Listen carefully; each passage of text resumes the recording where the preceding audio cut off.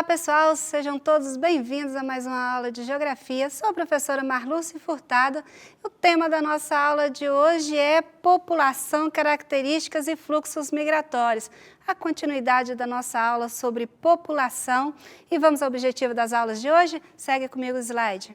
Então, os objetivos são compreender o processo de transição demográfica no Brasil e no mundo, analisar através da estrutura etária as características sociais e econômicas de uma região e compreender como o crescimento vegetativo interfere nas políticas públicas de um país. Então, pessoal, nossa aula de hoje vai continuar sobre o tema população e a gente vai discutir esse tema com um pouco mais de profundidade. Mas é importante a gente entender alguns conceitos que serão trabalhados nessa aula para você não ficar por fora, tá, desse conteúdo. Vamos seguir quais são esses conceitos? Segue o slide.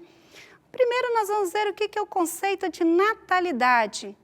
É a relação entre o número de nascidos vivos e o total da população em um dado lugar, num dado período de tempo. Calcula-se a taxa de natalidade dividindo-se o número de nascidos vivos em um ano pelo número de habitantes do país, região ou cidade. Também sobre a taxa de mortalidade, que é o número de pessoas que morrem em determinada época ou em determinada região. A taxa de mortalidade é calculada dividindo-se o número de pessoas mortas pelo número de habitantes. E a taxa de fecundidade é a capacidade de reprodução de determinada sociedade. A taxa de fecundidade é calculada dividindo-se o número de filhos nascidos pelo número de mulheres entre 15 e 49 anos numa determinada população. Então, pessoal, quando nós falamos de crescimento populacional, né, nós já vimos que depende de diversos fatores para poder medir como esse crescimento ele é feito. Nós vamos usar, né, uma estrutura para entender um pouquinho melhor esse tema, falando sobre transição demográfica, ou seja, como a sociedade, como a população vai sendo modificada dentro desses aspectos de natalidade, mortalidade, fecundidade, no decorrer, né, do tempo, principalmente levando em consideração os aspectos econômicos de cada período. Só lembrando você que essa transição demográfica, ela também não vai ocorrer em todas as regiões no mesmo período, tá? Considerando que há uma relação entre a transição demográfica e questões econômicas. Então, por isso, vale você lembrar que essa transição está ligada a um aspecto social e econômico de uma determinada região, num determinado período de tempo. Então, vamos lá, vamos ver o que é a transição demográfica. Segue o slide.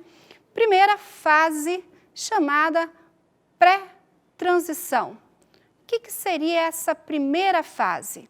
Bom, a taxa de natalidade e a taxa de mortalidade são elevadas em decorrência da carência de condições médicas e sanitárias, proporcionando um baixo crescimento vegetativo. Essa fase é considerada como pré-industrial. Então, pessoal, essa fase, chamada pré-industrial, ela vai ter uma característica comum a todas as regiões, que é o quê? Alta natalidade e alta mortalidade. Ou seja, nascia-se muitas pessoas, mas também morria muitas pessoas. Por isso, o crescimento vegetativo permanecia estável. Por quê? Porque não havia aí a situação de crescimento populacional, porque o mesmo número de pessoas que nasciam também era o mesmo número de pessoas que morriam. Um crescimento aí muito baixo. Próxima fase, a fase 2, ocorre o desenvolvimento industrial e, por consequência, a urbanização e o desenvolvimento econômico e social, caracterizando a fase da modernização. Então, o que tem essa fase agora? Veja bem, A taxa de natalidade mantém-se elevada por um período mais longo que a taxa de mortalidade.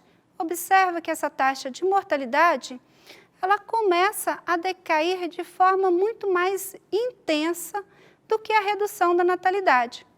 A diferença entre a taxa de natalidade e mortalidade proporciona elevado crescimento vegetativo, determinando, assim, a fase da explosão demográfica. Então, pessoal, veja bem, essa explosão demográfica ela é resultado de um maior número de pessoas que nasceu, mas com um número muito menor de pessoas que morreram. Ou seja, você tem, nesse caso, um crescimento da população. Em que condições essa segunda fase vai ocorrer? No período em que há um processo de urbanização de alguns países, levando a população que antes localizava-se nas áreas rurais, que nem sempre tinha acompanhamento médico, muitas mulheres davam à luz sem ter nenhum acompanhamento, e isso, claro, resultava muitas vezes de uma alta mortalidade, tanto da criança quanto das mães. A urbanização aproximou o tratamento, o acompanhamento dessa criança e dessa mãe, resultando, claro, num número menor de mortalidade. E isso vai fazer com que a população tivesse um crescimento muito grande. Então, veja bem, essa é uma fase característica desse período, que vai ocorrer em regiões, em épocas diferentes. Não podemos esquecer esse fato. Bom, terceira fase, vamos continuar. Essa fase é a chamada desaceleração populacional ou demográfica. Ocorre maior desenvolvimento urbano, a difusão de métodos contraceptivos, a mulher no mercado de trabalho, o custo elevado na criação dos filhos, a elevação do nível de escolaridade da população e o planejamento familiar. Então, uma terceira fase, nós vamos observar que esses aspectos reduzem a taxa de natalidade e de fecundidade, que cai mais acentuadamente que a taxa de mortalidade, proporcionando a queda do crescimento vegetativo, determinando dessa forma a saída do período da explosão demográfica. Então, pessoal, vocês conseguiram entender? A primeira fase é uma fase de alta natalidade, alta mortalidade. É uma fase pré-industrial, ou seja, você ainda tem uma população mais voltada ao campo do que na área urbana. Segunda fase, processo de urbanização, de industrialização, você vai ter o acesso ao tratamento de saúde, ao acompanhamento médico, vai haver uma redução da mortalidade, mas ainda permanece um nível de natalidade elevado. Com isso, você tem uma explosão demográfica. Terceira fase, algumas situações como o controle de natalidade, a inserção da mulher no mercado de trabalho, o custo desses filhos na área urbana, que é muito maior do que na área rural, vai reduzir o número de pessoas que vão nascer nessas famílias. E isso vai refletir no crescimento demográfico, ou seja, você vai sair daquela fase de grande crescimento populacional determinada aí pela explosão demográfica. Então, vamos à quarta fase. Bom, quarta fase é a estabilização populacional ou demográfica.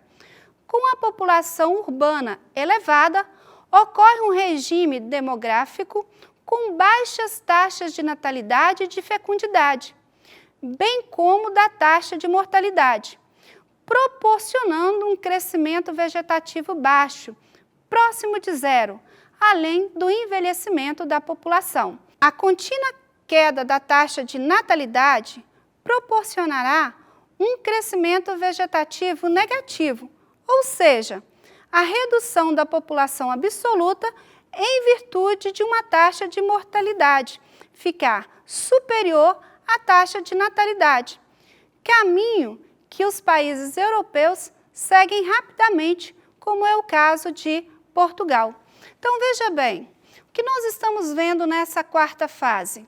Você tem uma redução significativa de números de nascidos, considerando que isso, num primeiro momento, pode demonstrar um certo grau, né, de evolução da sociedade. Mas, na verdade, ela demonstra um início de um desequilíbrio. Por quê? Porque o envelhecimento da população vai necessitar uma população jovem que ocupe o lugar dessa população que está envelhecendo.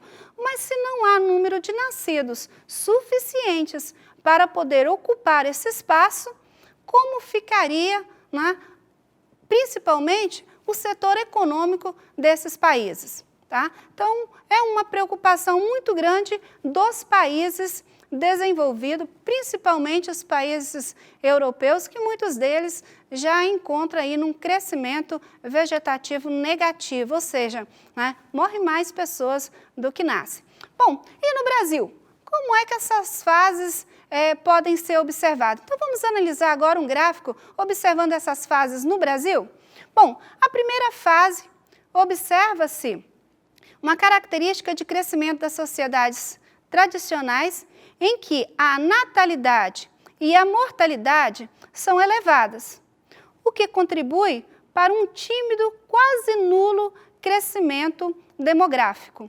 Então, essa fase, pessoal, vem comigo, ela é característica do Brasil do início, né, do século, onde que a gente vai observar que havia uma estrutura econômica brasileira muito voltada à atividade do campo.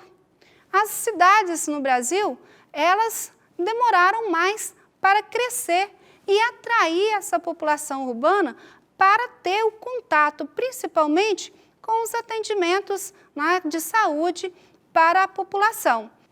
A terceira fase demarca o desenvolvimento urbano. A difusão de métodos contraceptivos resulta na queda da taxa de natalidade e o crescimento demográfico mantém-se em um nível moderado.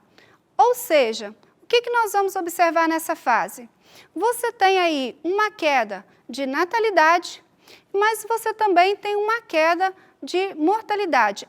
Apesar de você ter aí uma redução do crescimento demográfico, ele se mantém, né, por um período maior, mais moderado. Nesse caso, quais são os reflexos desse tipo, né, de transição no Brasil? Nós vamos chamar, né, de bônus demográfico. O que seria isso? Quarta fase, observa-se um regime demográfico considerado moderno, com baixas taxas de natalidade e mortalidade, com um crescimento demográfico próximo a zero. É o atual período da maioria dos países desenvolvidos da atualidade. E o que nós vamos ver agora? É um bônus demográfico. Esse bônus demográfico eu chamei a atenção lá na terceira fase. Por quê? Porque ela vai ter um período em que vai iniciar esse crescimento demográfico com a queda da natalidade e da mortalidade. O fenômeno é chamado de bônus demográfico porque ele ocorre quando há proporcionalmente um maior número de pessoas em idade ativa aptas para trabalhar. O Brasil possui 50 milhões de jovens. O aumento da população nessa faixa etária começou no início da década de 2010 e teria seu auge em 2020. Pessoal, olha bem, nós vamos observar que o Brasil, ele teve a oportunidade de preparar para o mercado de trabalho os seus jovens nesse período de bônus demográfico. Ou seja, um período em que nós tínhamos a possibilidade de preparar o que seria, né, daqui 20 anos, os nossos idosos. pensando que uma boa educação, uma boa qualificação para o mercado de trabalho, tornará essa população menos dependente do Estado, menos dependente de políticas públicas, tá? Então, boa parte dos países em desenvolvimento que conseguiram se manter dentro desse crescimento com qualidade são países que tiveram um crescimento econômico, um crescimento social sustentado. Bom, mas claro que nem todos os países fizeram, né, o seu papel em relação a esse bônus demográfico. E aí vamos ter uma estrutura etária bem diferenciada. Bom, falando em estrutura etária, o que significa isso? Existe uma estrutura de população que nós chamamos de pirâmide etária. Ela divide a população sexo masculino e feminino e por idade. Existem 4 tipos principais de pirâmides populacionais, que são classificadas conforme a idade predominante da população. Primeiro é a chamada pirâmide jovem. Possui uma base larga, em virtude dos altos índices de natalidade, e um topo muito estreito, em função da alta mortalidade e da baixa natalidade em tempos anteriores. Esse tipo de pirâmide é visto com mais frequência em países subdesenvolvidos. Vou te dar uma dica muito importante.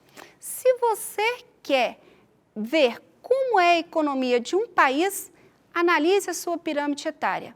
Se a pirâmide for uma pirâmide quase perfeita, é um país subdesenvolvido, é um país pobre. Por quê? Porque ele tem uma base larga, ou seja, ele não controla o número de natalidade e a relação é aí, né, que nós já trabalhamos sobre esse ponto, onde que a relação entre população, crescimento populacional e a pobreza. Quanto maior for a pobreza, maior o crescimento populacional. Então, voltando ao slide, vamos ver uma pirâmide adulta. Como é que é uma pirâmide adulta? Possui uma base também larga, porém com uma taxa de natalidade menor em face da população infantil e jovem. Então, o que nós vamos observar nessa pirâmide? Você já tem um certo controle da natalidade e você tem aí um número maior de adultos. Então, essa pirâmide já demonstra a necessidade de uma política pública voltada à questão do emprego, já que é nessa fase que a população está apta ao trabalho. Vamos continuar então? A pirâmide rejuvenescida apresenta um relativo aumento do número de jovens em relação a um período anterior, em função do aumento da fecundidade, geralmente em países desenvolvidos que estimulam a natalidade. Então, pessoal, olha bem, muitos países desenvolvidos que viram a taxa de natalidade dos seus países, né, caírem muito, principalmente devido ao avanço da sua economia, passou a incentivar maior número de filhos por casal. Então, muitos países europeus dão aí muito incentivo como período, né, maior em casa, o período maternidade para o pai, para a mãe. Também tem um salário, né, para a criança. Então, todos esses fatores fazem com que haja uma maior possibilidade, né, de ter mais filhos nesses países. Então, são pirâmides em que você vê uma base um pouco mais larga. Continuando, então, vamos à pirâmide envelhecida. A população adulta é predominante e é a base bem reduzida, apresentando uma quantidade de idosos significativamente maior em comparação às demais pirâmides. Esse tipo de pirâmide é mais comum em países desenvolvidos. Então, gente, veja bem, vamos pegar como exemplo a Alemanha para a gente entender como é essa estrutura da pirâmide etária. Segue o slide. Vamos lá. Nos países desenvolvidos, presença marcante da população adulta. Porcentagem expressiva de idosos, consequência do baixo crescimento vegetativo e da elevada expectativa de vida. Essa situação tem levado diversos países do mundo a reformas sociais, particularmente no sistema previdenciário, uma vez que o envelhecimento da população obriga o Estado a destinar boa parte de seus recursos econômicos para a aposentadoria. Então, veja bem, pessoal, é um problema sério, tá? Que muitos países desenvolvidos enfrentam hoje, tá? Que é o envelhecimento da população sem ter aquela população mais jovem para substituir os idosos. Bom, vamos resumir essa pirâmide etária em dois grupos, então. Países subdesenvolvidos, segue o slide. Os jovens superam os adultos e os idosos, consequência do alto crescimento vegetativo e da baixa expectativa de vida. Essa situação coloca os países subdesenvolvidos numa situação de desvantagem, particularmente os pobres que possuem famílias mais numerosas. Sustentar um número maior de filhos limita as possibilidades do Estado e da família em oferecer uma formação de boa qualidade, inserindo precocemente a criança no mercado de trabalho e reproduzindo o círculo vicioso da pobreza, que dificulta a possibilidade de ascensão social futura. Então, pessoal, nós vimos como é a estrutura de um país desenvolvido, como é a estrutura de um país subdesenvolvido. Mas nós vamos, para concluir a nossa aula de hoje, analisar como esse aspecto da pirâmide etária dos países subdesenvolvidos pode se tornar o que nós chamamos de ciclo vicioso da pobreza. Você já ouviu falar? Ciclo vicioso da pobreza. Então, como é que ocorre esse ciclo? Vamos no slide, então. População, né? A pobreza faz com que muitas crianças iniciem um trabalho precoce, ou seja, iniciem bem cedo a trabalhar. Isso vai gerar uma evasão escolar. Essa evasão vai refletir na falta, né, do acesso desse jovem, dessa criança, a uma educação que vai resultar numa falta de profissionalização. Essa falta de profissionalização vai gerar um subemprego ou um desemprego que vai alimentar o sistema de pobreza. Então, vocês entenderam que nessa situação, esse ciclo vicioso tende a se repetir se ele não for quebrado? Eu vou te fazer uma pergunta. Onde você acha que esse ciclo pode ser quebrado? Se você pensou na educação, você pensou correto, tá? É a educação o principal elo para poder desligar esse ciclo e fazer com que o jovem tenha uma outra possibilidade de vida. Então, a educação, nesse caso, seria a solução dos países subdesenvolvidos, quebrar esse ciclo de pobreza e melhorar a sua estrutura etária. Então, pessoal, eu espero que vocês tenham entendido a aula de hoje. O conteúdo de população, ele é bem complexo quando a gente vai comparar população de país rico e população de país pobre. Mas vale a pena você ir analisar, vai no site do IBGE, verifica como é que está distribuída a população da sua cidade, do seu estado, tá? E tenta entender, a partir desse gráfico, da estrutura etária, né, da divisão aí da pirâmide etária, como você vai analisar a economia da sua região. Então, pessoal, espero que vocês tenham gostado da aula. Até a próxima!